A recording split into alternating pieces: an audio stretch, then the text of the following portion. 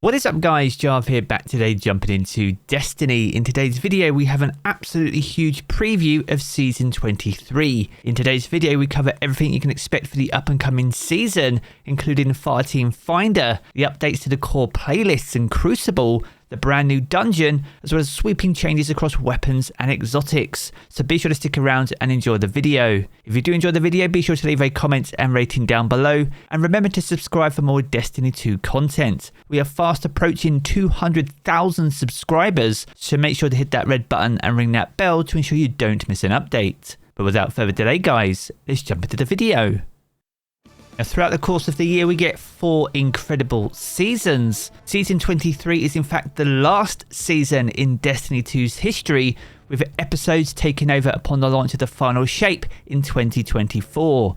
So for the last season of Destiny 2, what new features and changes can we expect to see? One of the biggest and most exciting changes coming to Season 23 is the launch of Fireteam Finder. This is Bungie's first-class in-game looking for group system, and this will allow you to queue up for any activity anywhere in the game, giving you the ability to tag your posts with keywords to describe the kind of group that you're looking for. And on top of that, you can also create your own groups where people can join automatically, allowing you to get right into the action. Now on top of those, you'll also have the power to create groups, so you are the leader and can approve or deny each person trying to join up, giving you tight control over the type of group that you're looking to put together. LFG is probably one of the biggest requests in Destiny 2, and whilst we were hoping for this to launch back in Season 22, this now forms part of the up and coming season alongside the brand new dungeon. Now throughout the course of the year we get 2 dungeons each and every year, and if you bought the annual pass you'll already have the dungeon keys for those. If not though, you can pick up the dungeon key from Tess over at Eververse. And with the last dungeon launching in Season 21, the up and coming season will also offer a brand new dungeon challenge. This will have its own exotic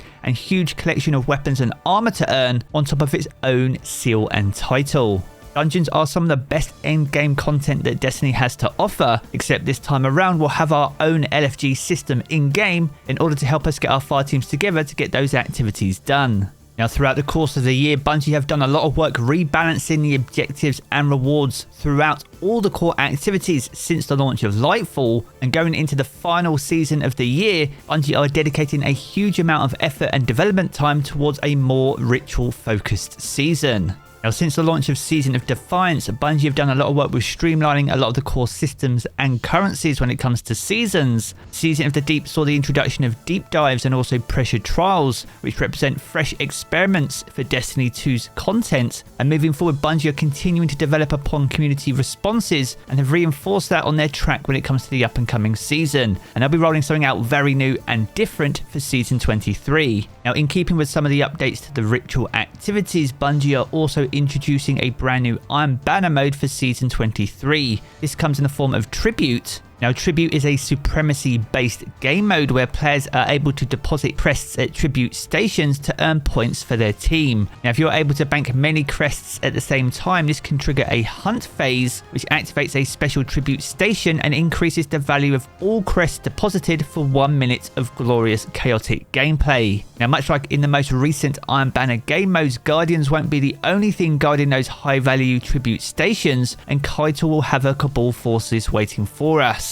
Now additionally, they're also reintroducing the Dreaming City map Citadel into the Crucible map rotation. Bungie have spent quite a lot of time with their ongoing spawn quality development efforts, and this will see changes to the spawn locations in Citadel, the Altars of Flames, Cauldron, Anomaly and Dead Cliffs. And on top of those maps, they're also adding strand related Crucible medals in Season 23. Now as well as new modes and medals and a returning map, we also have a brand new Hake Aggressive Frame Strand Pulse Rifle as the newest competitive division reward weapon for the season. The Overreach Adaptive Frame Arc Sniper Rifle will continue to be available throughout the rest of Season 22, so if you haven't got your hands on that one yet, then you have just a few weeks left to pick it up.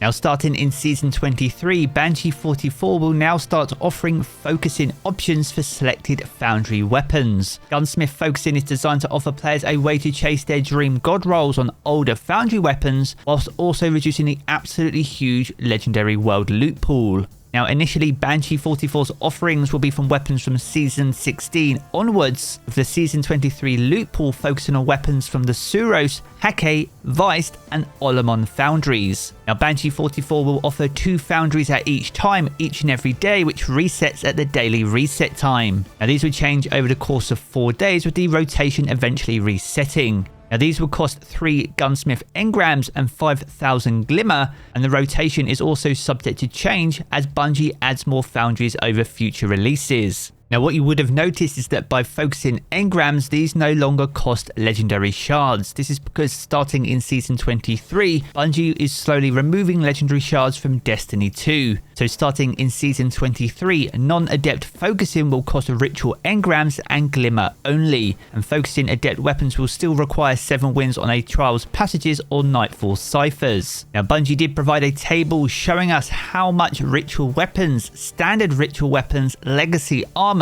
as well as Iron Banner, Nightfall and Trials weapons will cost. These will vary in their cost when it comes to engrams, on top of varying amounts of glimmer. And as things currently stand, there isn't a dedicated way of converting your legendary shards into glimmer. That being said though, we did make a video right here on the channel on the most effective way to currently do that with the systems that are in place. So if you do have a mass amount of legendary shards and aren't spending them, then I highly recommend that you do so, or at least try and convert them into an alternative material for glimmer later on, and I will leave the link to that video down in the video description below.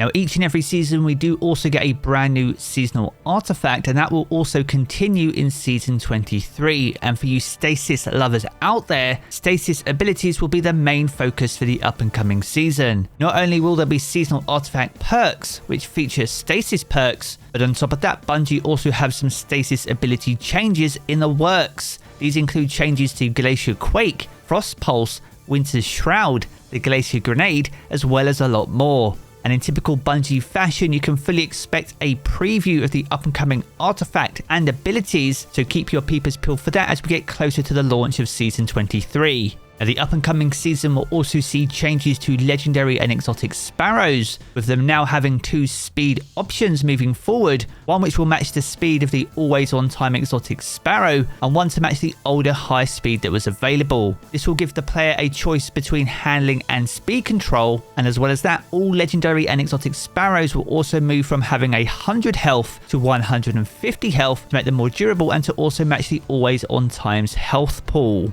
Naturally, the always-on-time sparrow will still be the most popular choice, but it certainly makes other sparrows viable. So if you really fancy showing off some of your brand new cosmetics, then you certainly will be able to do that in Season 23 with many less disadvantages. Now, Season 23 will also see changes to exotic armor, as well as sweeping weapon updates. As for exotic armor, you can fully expect to see changes to the Shards of Galanor, Stompies, the Mechanized Trick Sleeves, the Celestial Nighthawk, the Synthoceps, and the Castine Armlets. This is on top of the most recent changes to young Amankara's Spine and the Antius Wards. You can even get a cheeky preview of the up and coming changes to those exotics, as their exotic tooltips have all been updated in game, but just aren't reflected until the launch of Season 23. And when it comes to weapon changes, you can fully expect to see a brand new Thorn Catalyst, reworks to glaives and updates to the exotic glaives, buffs across PvE, for sniper rifles, auto rifles, pulse rifles, Vex Mythoclast and Revision Zeros, and their buffs to champions, on top of a slight nerf to Ostro-Striga. On top of those though, Necrochasm will also get a new catalyst called One for Thrall, and we'll also see buffs to Truth, Colony, Dead Man's Tail, and the ammo inventory to heavy grenade launchers. All in all, there are so many changes just around the corner for the up and coming season. What feature or changes are you most excited about? Be sure to sound off down in the comments below. So there we have it guys, a good and comprehensive look for the changes and features coming in Season 23. If you've enjoyed this video, be sure to check out one of the 2 videos you see here in these cards for more Destiny 2 content. And if you want to keep up to date with everything to do with Destiny 2, then be sure to hit subscribe as well. I'm going to jump into the game as always guys, and I will catch you all again very soon.